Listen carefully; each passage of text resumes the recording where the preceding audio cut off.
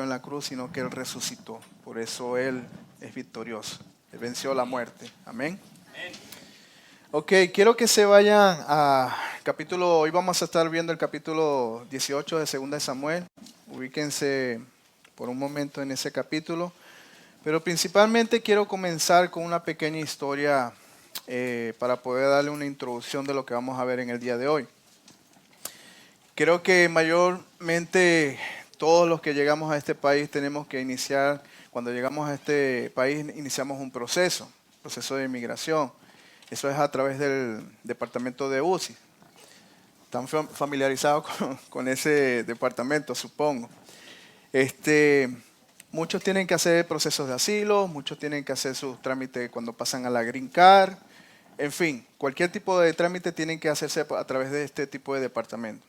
Y uno de los deseos cuando yo llegué acá era de traer a mi familia y obviamente tenía que hacer un trámite por ese tipo de departamento. Recuerdo que para el 2002 nosotros habíamos aplicado, al 2023, perdón, habíamos aplicado para una visa humanitaria para poder traer a la familia. Nosotros habíamos orado al Señor, pedimos que se nos facilitara un patrocinador conocido como sponsor. Y el Señor, vimos como que el Señor sí nos estaba ayudando en todo este tipo de casos. Lo bueno de que aplicamos para traer a la familia, estábamos gozosos, pudimos ver que en el tiempo que muchas personas iban viniendo acá entre 3, 4 meses, yo asumía que podía traer a mi familia en corto tiempo. Y para el 2025 llega el nuevo presidente y él decide cancelar todos los programas que habían muchos procesos. Ustedes saben muy bien que ha sido muy duro para aquellos que son inmigrantes en esta área. Y entre uno de los procesos fue ese. Habían cancelado ese programa que nosotros habíamos aplicado. Teníamos el plan, básicamente desde 2003 al 2025 habían pasado 2 años que había aplicado para traer a la familia. El plan creo que iba muy bien y al final del día como que todo resultó lo contrario. Yo había planeado muchas cosas, que era algo bueno, que yo sé que el Señor quería que nosotros estuviéramos juntos, pero al final, aunque Dios usa a las personas, al final Dios cambió las decisiones. Y es lo que vamos a ver en el día de hoy. Hoy vamos a ver a un personaje como David, que él está planeando muchas cosas, pero al final del día Dios toma la última decisión. Y es por eso que la idea de mi sermón es: los planes son del hombre, pero la última decisión es de Dios. Para eso quiero que vayan al capítulo 18, versículo 1. Capítulo 18, versículo 1 de 2 de Samuel. Dice así la palabra de Dios. David pues pasó revista al pueblo que tenía consigo y puso sobre ellos jefe de millares y jefe de centenas. Y envió a David al pueblo una tercera parte bajo el mando de Joab, una tercera parte bajo el mando de Abisai, hijo de Sarbia, hermano de Joab, y una tercera parte de mando de Itaí Geteo. Y dijo el rey al pueblo: yo también saldré con vosotros. Hermanos, a lo largo de la serie hemos visto que David está preparando batallas. Él ha participado en muchas batallas. En este caso vamos a ver un hombre con experiencia en las batallas donde se va a encontrar en pocas palabras con su hijo. Vimos la semana pasada que él estaba huyendo de su hijo Absalón. Dice el verso 1 que David pasa revista, es decir, él hace un censo para ver cuántas personas se encuentran en su batallón. Esto puede ser con un fin amistoso o puede ser con un fin hostil. Muchas veces los censos solo se realizaban de una manera amistosa para ver el número de población que en pocas palabras tiene, en este caso hablando de David. En este caso sería algo hostil porque el verso explica que más adelante que ellos van a ir a una guerra. En pocas palabras, con su propio hijo Absalón. También vemos al autor hablando y haciendo un énfasis en cuando él usa la palabra en decir pasar revista al pueblo. Y la pregunta ¿es que todo el pueblo en sí vaya a la guerra? La realidad es que no. Como ya vimos en los capítulos anteriores, la semana pasada vimos que el Señor usa la palabra de que Jerusalén iba a combatir. En este caso el Señor quiere separar usando la palabra pueblo. En realidad es soldados los que van a ir a la batalla. También David puso jefe de centenas, es decir, que puso jefes de 100 personas. Dice también el verso que puso de 1000 personas también. Hay soldados de 1000 personas, grupos armados. Joab, sobrino de David. Recuerden que Joab era un sobrino de David. Estaba Abisaí, estaba Itaí el hitita. Eran 3 personas que iban a comandar esta batalla, según lo que acabamos de ver el verso. David está organizando, David asigna líderes y David quiere ir a la batalla, según lo que acabamos de ver. Recuerden esto también, David está organizando, y quiero que no se olviden de esa parte, él está organizando armando para prepararse para poder ir contra su hijo. Versículo, como vimos una vez en 2 Samuel 15:14, dice: entonces David dijo a todos sus siervos que estaban con él en Jerusalén: levantaos y huyamos, porque no podemos escapar delante de Absalón. Daos prisa a partir, no sea que apresurando él nos alcance y arroje el mal sobre nosotros. Y era la ciudad a filo de espada. Es muy triste, hermano, que su propio hijo Absalón está buscando matar a David. Esto es lo que está sucediendo. Pero David huye en la primera vez, pero esta vez él está tratando ahora de confrontar a su propio hijo. Ahora, en el siguiente verso encontramos algo que se llama quiasmo, que eso es un lenguaje que se usa mucho en la teología, básicamente en los seminarios, la palabra quiasmo, y lo menciono es con la idea de que podamos aprender un poquito más de estos términos. Esto es una estructura literaria donde el autor trata de enfatizar algo constantemente para mostrarle a la audiencia qué es lo que quiere ese autor en este caso. Les voy a leer el verso número 3. Dice: Mas el pueblo dijo, no saldrás, porque si nosotros huyéramos, no habrá caso de nosotros. Y aunque la mitad de nosotros muera, no habrá caso de nosotros. Mas tú ahora vales tanto como 10,000 de nosotros. Será pues mejor que tú nos des ayuda desde la ciudad. Se está repitiendo mucho la palabra nosotros, y es porque el autor quiere enfatizar algo con esta audiencia. Aunque David tiene la última palabra, hermanos, por ser el rey, aquí en este verso más bien David toma el consejo de sus soldados. No saldrás, David, no hay razones para que vayas. ¿Cuáles son las razones válidas? Si nosotros huyéramos, ellos no harán caso de nosotros. Ellos están buscándote a ti exactamente. De hecho, dicen ellos que si aún nos mataran a nosotros, también no harán caso de nosotros. El autor quiere enfatizar mucho esa parte. Pero ¿por qué, David?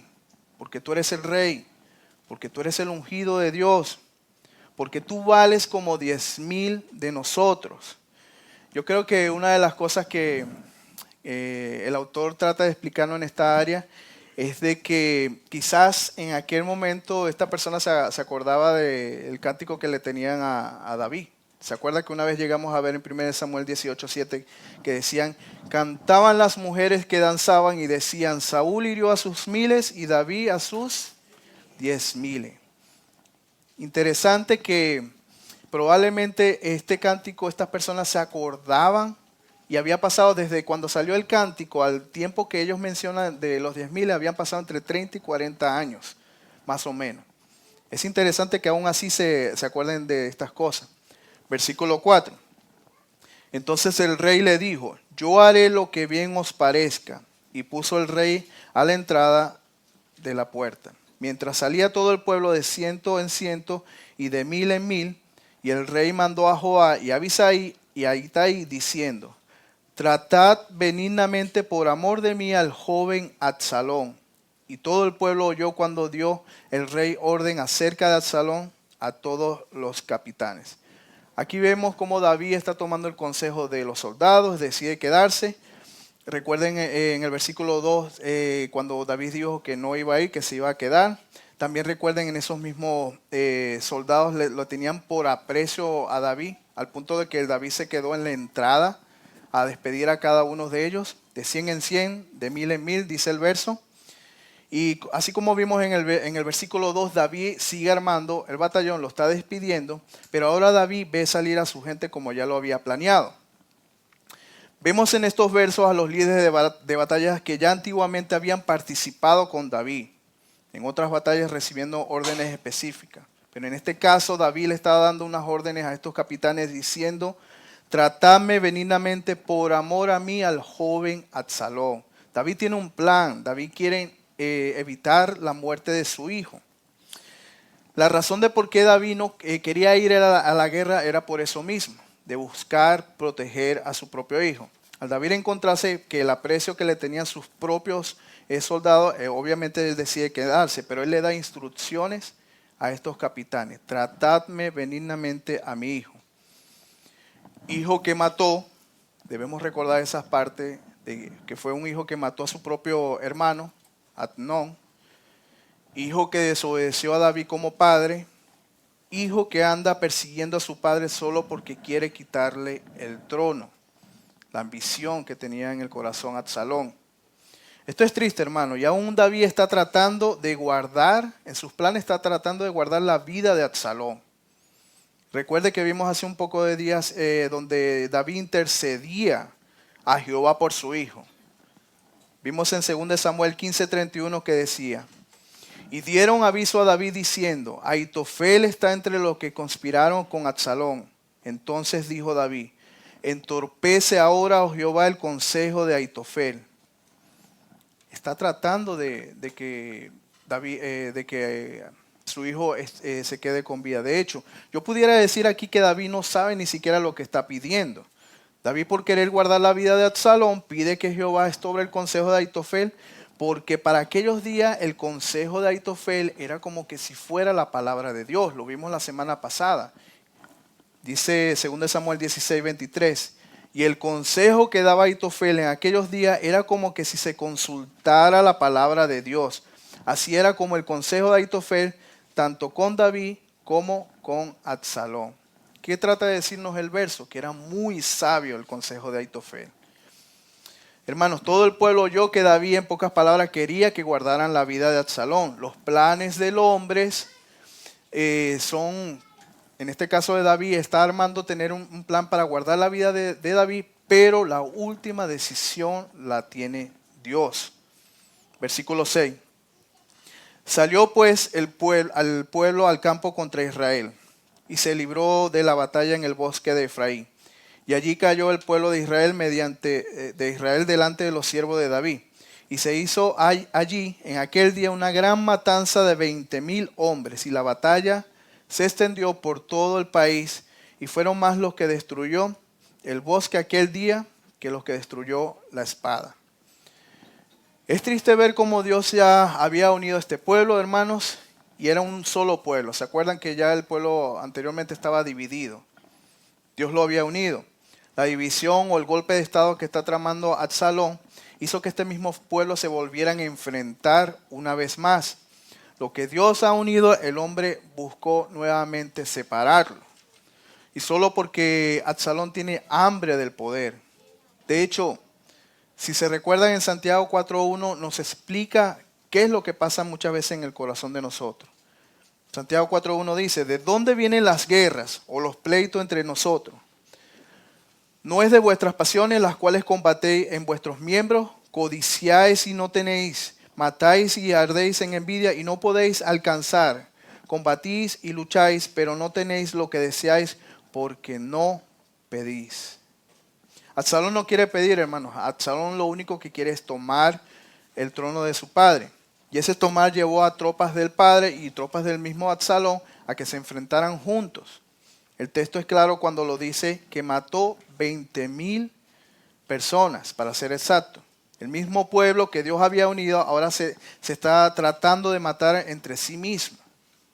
Versículo 9. Y se encontró Absalón con los siervos de David e iba Absalón sobre un mulo. Y el mulo entró por debajo de las ramas espesas de una gran encina. Y se le enredó la cabeza de la encina y Absalón quedó suspendido entre el cielo y la tierra. Y el mulo en que iba pasó delante. Ahora, yo sé que muchos de acá hemos visto a una comiquita o los que le llaman cartoon. Y esto parece algo curioso, pero es algo de lo que nosotros hemos visto en ciertas comiquitas. Cuando alguien va en un caballo y un árbol se le atraviesa por el medio y que esta persona atrapada en el medio. Es lo que está diciendo básicamente en estos versos. Y ahora, ¿por qué creemos que haya pasado? No solamente porque el verso lo haya dicho, pero ¿con qué razón entendemos de que estas cosas había pasado? Bueno, algo nos da luz, como dice en 2 Samuel 14, 25 al 26, del por qué Absalón se había atorado. Y dice, no había en todo Israel ninguno tan alabado por su hermosura como Absalón. Desde la planta de su pie hasta su coronilla, no había en él defecto. Cuando se cortaba el cabello, lo cual hacía el fin de cada año, pues le causaba molestia y por eso se lo cortaba. Pesaba el cabello de su cabeza 200 ciclos de peso real. Si ven, hermanos, ven la conexión del por qué Absalón se había atorado en este árbol. También Absalón dice que usaba un mulo. Para que mejor me entienda, el mulo era, no quisiera decirlo así, pero quiero ser claro, era como el Tesla de hoy en día. Era el animal más caro, el animal más lujoso, por decirlo así, y que no cualquiera pudiera tener para aquel entonces. Estos detalles son muy importantes, hermanos. Veamos ahora el versículo 10. Dice, viéndolo una persona, avisó a Joab diciendo, he aquí que he visto a Absalón colgado en una encina. Y Joab respondió al hombre que le daba la nueva, y viéndolo tú, ¿por qué no le mataste luego allí echándole a tierra? Me hubiera placido darte 10 ciclos de plata y un talabarte. El hombre dijo a Joab, aunque me pesaras 1000 ciclos de plata, no extendería yo mi mano contra el hijo del rey, porque nosotros oímos cuando el rey te mandó a ti y a Abisai y a Itai, diciendo, mira que ninguno toque al joven Absalón. Por otra parte, ¿habría yo hecho traición contra mi vida? Pues el rey nada se le esconde y tú mismo estarías en contra. Aquí vio una persona, vio a Absalón, hermanos. No sabemos quién fue, solamente dice que fue uno. Joab recibe la noticia ya que es uno de los capitanes que el mismo David había preparado para la guerra. Pero Joab quiere matar a Absalón, lo cual es algo confuso. Ya él había recibido una orden, hermano. Joab no quiere obedecer a David. Pero esto no es de extrañar que venga otra desgracia para la vida de David, hermanos. Ya en la familia de David ya había pasado muchas cosas y esto había pasado porque el mismo Dios ya lo había dictaminado. De hecho, ese alguien que desconocemos creo que era mucho más fiel que el propio Joab. Mientras Joab le prometía que le iba a dar el talabarte y los 10 ciclos de plata, esta persona decía ni que me des 10,000. Él triplicaba el valor de lo que le daba a Jehová. Esta persona lo acusa más bien. Le dice, todos oímos, como dice el verso, cuando te dijeron que trataras amablemente al joven Absalón. Lo está acusando. Esta persona es mucho más fiel que Joab. Este mismo dice, ¿acaso también puedo yo traicionar con mi propia vida? Pues al rey nada se le esconde. Y quiero hacer un paréntesis en esta parte de este versículo, hermano. Cuando buscamos mentir a Dios, por decirlo así, nosotros mismos cometemos eso mismo, traición a nuestra propia vida. ¿Por qué? Porque no podemos esconderle nada a Dios, así de simple. Lo hacemos en vano. De hecho, muchas veces hasta nos creemos la propia mentira. Debemos evitar todas estas cosas, hermano. Volvemos al punto. Recuerden el escenario una vez más, hermano. David está huyendo de Absalón. David pidió que se estorbara el consejo de Ahitofel, lo vimos hace rato. David quiere ir a la batalla, pero no va a la batalla y se decide quedar. Toma el consejo de los soldados.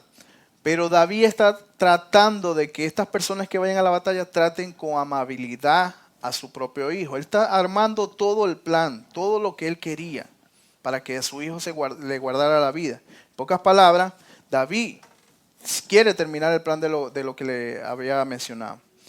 Pero ni aún así, hermano, esto no iba a frenar la decisión de Dios. Versículo 14. Y respondió Joab, no malgastaré mi tiempo contigo. Y tomando 3 dardos en su mano, los clavó en el corazón de Absalón, quien estaba aún vivo en medio de la encina. Y 10 jóvenes escuderos de Joab rodearon e hicieron a Absalón y acabaron de matarle. Qué masacre, hermanos, contra el hijo del rey. No solamente Joab desobedeció la orden de David, sino que terminó matando a su propio hijo y encima de esto trae 10 personas más para que lo terminen de matar.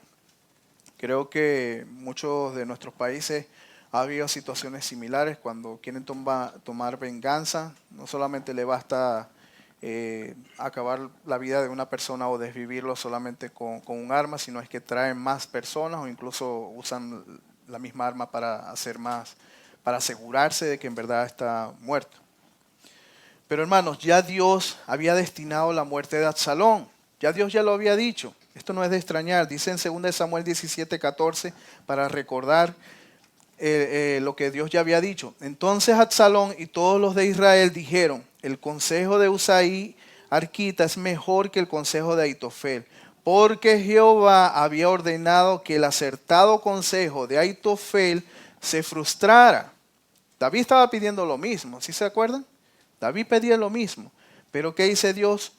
Para que Jehová hiciera venir el mal sobre Absalón. Esto no está fuera del control de Dios, hermanos. El Señor ya lo había dicho, ya lo había dictaminado. Como había mencionado antes, David está pidiendo que se estorbe el consejo de Aitofel porque sabía que era muy sabio. Pero si él hubiera sabido que a través de eso iba a venir el mal a su hijo, yo creo que quizás ni hubiera pedido ese tipo de cosas. Si ven, hermanos, que por más que hagamos planes no podemos cambiar la decisión de Dios. David está tratando de perseverar la vida de su hijo, pero ya Dios ha tenido una decisión para Absalón. Hermanos, en nuestras vidas siempre vamos a hacer planes, lo cual no es malo, no es malo. Pero aunque hagas el mejor plan de los planes, esto nunca va a cambiar la decisión soberana de un Dios fiel. Los planes muchas veces no se cumplirán como uno desea, pero Dios ha determinado una decisión y Él va a hacer lo que Él quiere hacer. Versículo 16. Entonces Joab tocó la trompeta y el pueblo se volvió de seguir a Israel, porque Joab detuvo al pueblo. Tomando después a Absalón, le echaron en un gran hoyo en el bosque y levantaron sobre él un montón muy grande de piedras, y todo Israel huyó, cada uno a su tienda. Y en vida Absalón había tomado y erigido una columna, la cual está en el valle del rey, porque había dicho, yo no tengo hijo que conserve la memoria de mi nombre. Y llamó a aquella columna por su nombre, y así ha llamado columna de Absalón hasta hoy. Vemos como Joab detiene la batalla, los israelitas deciden huir después de haber matado a Absalón. Y es interesante que el pueblo, viendo cuántas batallas había ganado David, decide aún enfrentar a los soldados de David. David era un hombre de guerra. ¿Se acuerdan que él participó en muchas batallas?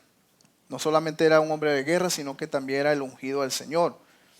Las posibilidades de que perdiera las batallas David eran muy pocas, hermanos.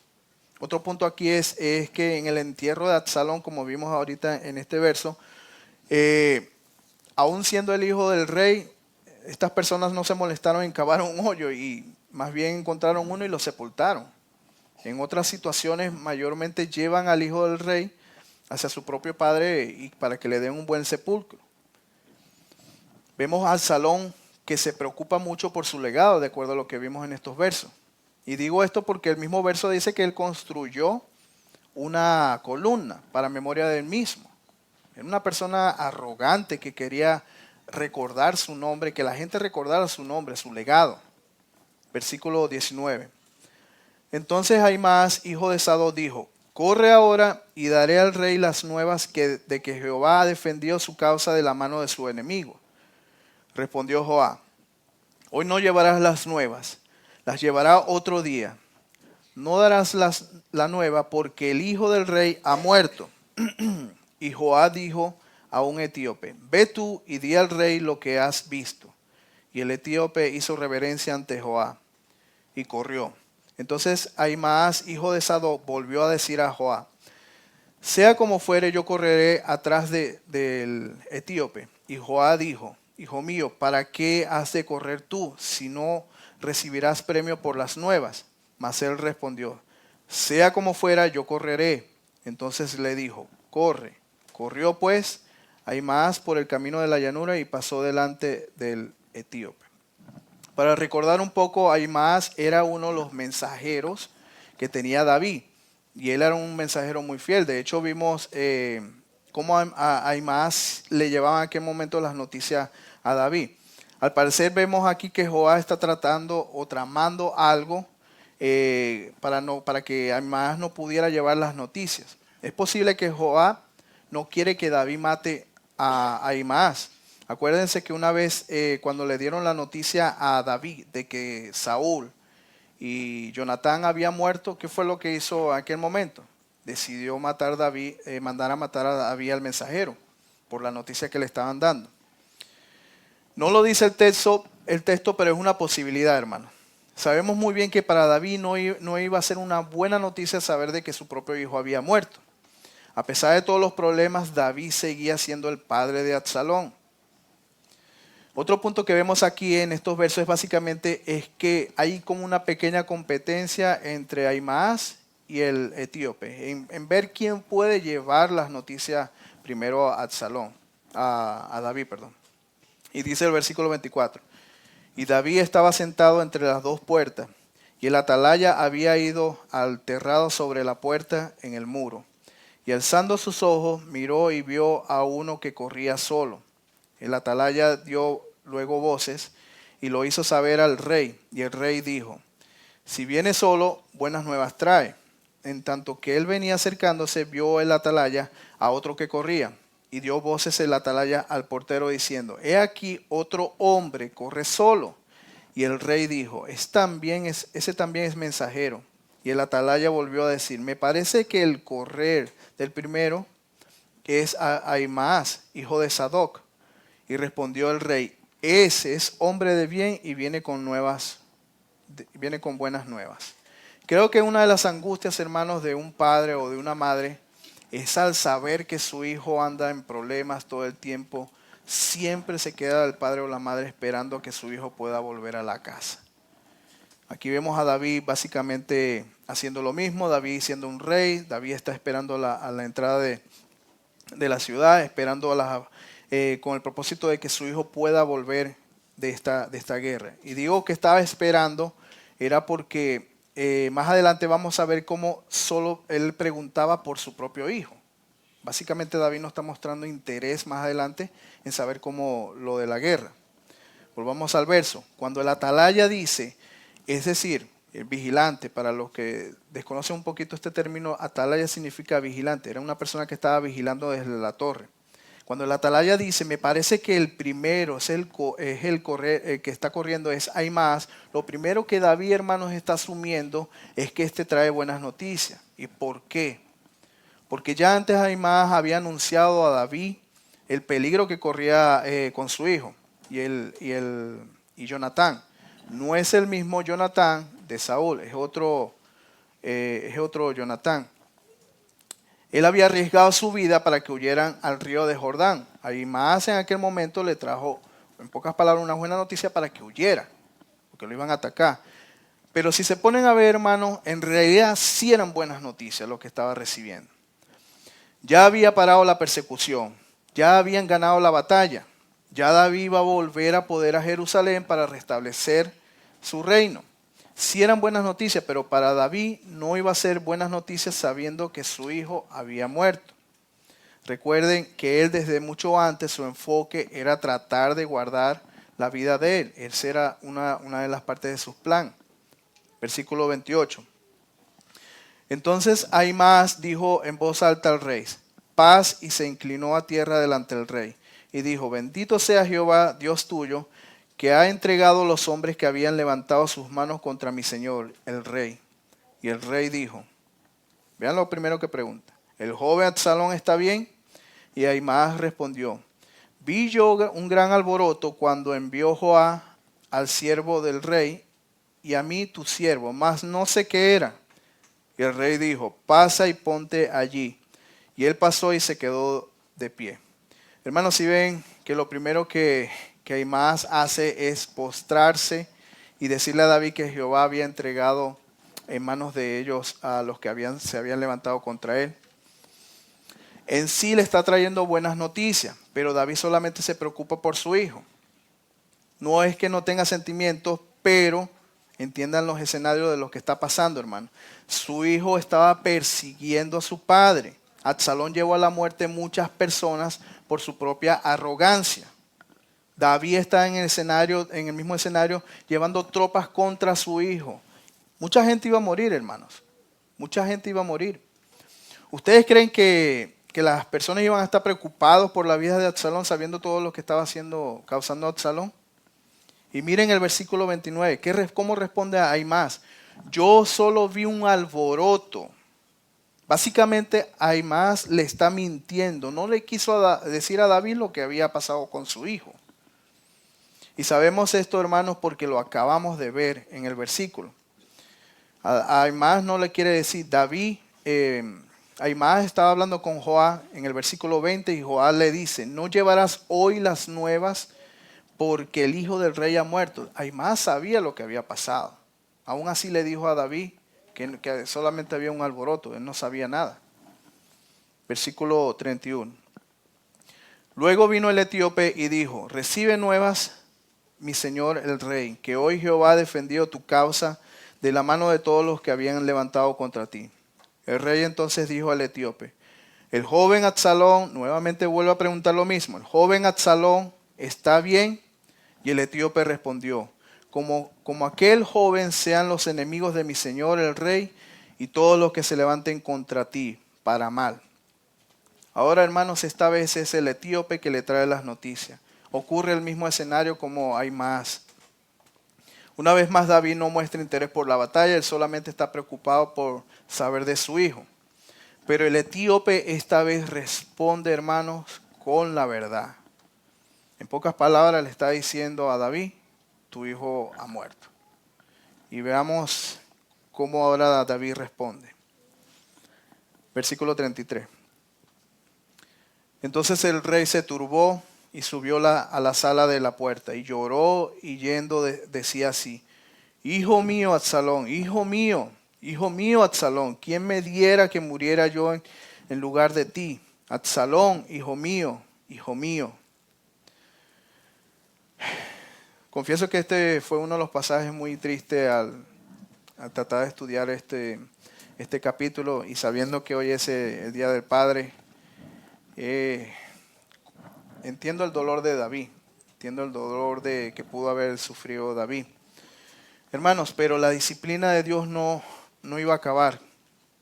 El pecado que había cometido David con Betsabé, hermanos, no iba a acabar cuando David quisiera que acabara, hermanos. Jehová a través de Natán le dijo que no se iba a apartar la espada en su casa. ¿Se acuerdan que habíamos visto eso hace un par de semanas? Con la pérdida, ¿y cómo inició esto? Con la pérdida de su bebé, el primer bebé que tuvo con Betsabé. Luego su hijo Amón abusa sexualmente de su media hermana Tamar. Su hijo Absalón se venga matando a su otro hijo Amnón por lo que le había hecho a su hermana. Absalón toma las concubinas de su padre a la luz del día. Y después Absalón se rebela contra su padre hasta lo que hemos visto hasta ahora, hermano. La espada no se está apartando. Entendemos el dolor de David que está teniendo como padre. No es de pensar que David quería este tipo de cosas para su hijo. Pero la voluntad de Dios, hermanos, deben entender, siempre va a ser primero, hermano. David planeó cuidar la vida de David, de su hijo Absalón, y al final Dios tenía otra decisión para ese tipo de cosas. Ahora, muchas de las cosas, hermanos, que meditaba en este capítulo, entiendo que uno como padre puede hacer muchas cosas, pero esto trae a reflexión algunos puntos, hermano. Y lo que quiero mencionar, una de las cosas es que los planes del hombre tienen límite. Al igual como la experiencia mía que tuve al comienzo, o incluso teniendo usted su propia experiencia, muchas veces no se nos da lo que nosotros deseamos. En el caso de David planeó una estrategia en la batalla, pero para no poder matar a su hijo. Recuerden, David dijo, tratadme benignamente a mi hijo Absalón. David pidió a Jehová también que se estorbara el consejo de Ahitofel. Quizás nosotros no vamos a la guerra para salvar a uno de nuestros hijos, pero nosotros también hacemos planes, hermanos. tomamos decisiones y tenemos deseos para nuestras familias, para nuestros trabajos e incluso ministerio en la iglesia. Hermanos, la muerte de Absalón no fue un accidente fuera del control de Dios, hermanos. Absalón estaba cosechando las consecuencias de su rebelión y el propósito divino se estaba cumpliendo. Pero, ¿qué pasa, hermanos, cuando nuestros planes no se cumplen? ¿Es acaso que nos frustramos? ¿Acaso persistimos todavía en tratar de lograr el plan? ¿O quizás podemos tirar la toalla? Cuando nuestros planes no se cumplen, hermanos, debemos recordar que Dios ve más allá de lo que nosotros podemos ver, hermanos. Su voluntad siempre es superior a nuestros propios deseos, hermanos. David era un rey, él tenía autoridad y dio una orden específica: tratadme benignamente a Absalón. Pero esto no iba a determinar el resultado final de su plan. Esto nos recuerda, hermanos, que podemos planificar, podemos desear y esforzarnos, pero Dios es quien tiene la última decisión, la última palabra. Nuestra paz no debe estar en que se cumplan nuestros planes, hermanos, sino en confiar en la voluntad de Dios, aunque nos duela. Muchas veces nos va a doler la decisión que el Señor vaya a tomar, que no se alinea a nosotros. Proverbios 16:9 dice: el corazón del hombre piensa su camino, mas Jehová endereza sus pasos. Yo puedo planear lo que yo quisiera, pero si ese no es el camino del Señor, el Señor me va a guiar por otro camino, aunque me duela. Y es lo que vemos aquí también con David. Otro punto que quiero que también entiendan, hermanos, es que el amar sin corregir a sus hijos puede traer consecuencias. Recordando que cuando estábamos pequeños muchas veces, yo no sé si muchos de acá fueron tan rebeldes cuando estaban niños, pero al menos sí puedo decir que hemos visto cuando estamos en una tienda, vemos a un niño: ay, papi, quiero esto, y se pone a llorar y a hacer mucho berrinche, y el padre así: hijo, cálmate, no le dice nada. Yo no sé si usted lo llegó a hacer, bueno, yo no recuerdo que ella haya hecho, pero yo supongo que en algún momento pude haberlo hecho. Hermanos, lo que pasa es que cuando nosotros no empezamos a corregir a nuestros hijos, eso va a traer consecuencias, hermano. ¿Qué es lo que llega a pasar? Se nos escapa de las manos. Ya no puedes controlarlo. Y lo que es peor aún, cuando tienes la oportunidad de corregirlo a temprana edad y luego cumple los 18 años, ya no puedes hacer nada. Ya él va a buscar manera de hacer lo que él quiere. Bueno, David, viendo que Absalón mató a su hermano, lo único que hizo fue enojarse. Eso lo vimos unas semanas pasadas. Y no lo disciplinó. Absalón empezó a tener ambición de querer ser el rey y David no lo disciplinaba. Cuando los padres ignoran conductas incorrectas, pensamos que se pueden corregir. Ellos piensan que se pueden corregir solas. Muchas veces el problema se fortalece en el tiempo. David no corrigió a Absalón y el problema fue incrementando mucho más y más. Amar a los hijos no significa permitirles que hagan de todo, hermanos. Los padres deben corregir con amor para evitar que los errores pequeños se conviertan en problemas mayores en el día de mañana. Si un hijo le salió mal, hermanos, en los estudios, ¿qué es lo primero que ustedes hacen? ¿Le quitan la comida? No, ustedes les evitan los videojuegos, televisión, cualquier otra cosa así, porque tiene que disciplinarlo. Ya está un hermano diciendo que con la vara, hay que darle con la vara. Pero es eso, hermano. Hay que disciplinar a los muchachos, pero usted no le quita la comida porque usted los sigue amando. ¿Cierto? La disciplina y el amor, hermanos, van juntos. De hecho, Hebreos 12:11 nos dice: es verdad que ninguna disciplina al presente parece ser causa de gozo, sino de tristeza, pero después da fruto apacible de justicia a los que en ella han sido ejercitados. Necesitamos disciplina, hermano. Usted, padre, también es hijo y también necesita disciplina de parte de Dios. Pero nosotros como padres también debemos disciplinar a nuestros hijos. David amaba a su hijo, pero él nunca lo disciplinó. David lloró profundamente por su hijo y su amor sí era sincero, pero el dolor en ese momento no podría cambiar o revertir las decisiones pasadas, hermano. Y tú, padre, debes actuar mientras tienes la oportunidad en el día de hoy. Después de que lleguen las consecuencias, el arrepentimiento no siempre puede revertir el daño, hermano. No siempre podemos revertir el daño. Por eso sí te digo, hermano, que cuando vayas a disciplinar, siempre disciplina en el temor de Dios. Una de las cosas que siempre le digo a mis hijos cuando veo que están haciendo algo que va contrario a lo que uno le ordena, siempre les digo a ellos, los pequeños, ¿qué dice Colosenses 3:20? Y ellos me empiezan a responder, hijito, haced caso a vuestros padres en todo, porque esto agrada al Señor. Y yo siempre le digo a ellos, ¿a quién tú tienes que agradar? A Dios. No pongas el temor a tus hijos en ti, ponlos en el temor de Dios. Porque si ellos le tienen temor a Dios, ellos te van a obedecer a ti. Y eso es lo que debemos hacer, hermano. Hermanos, para ir cerrando, yo sé que hoy es el Día del Padre. Casualmente nos tocó este verso, triste verso al final del capítulo de lo que le pasó a David. Pero quiero decirle que hay un Padre divino, hermano. Hay un Padre que no escatimó su propio Hijo para nosotros, para dárnoslos. Un Padre que sí nos disciplina, hermanos. Un Padre que es en todo tiempo fiel. Dice el Salmo 94:12. Bienaventurado el hombre a quien tú, Jehová, corriges y en tu ley lo instruyes.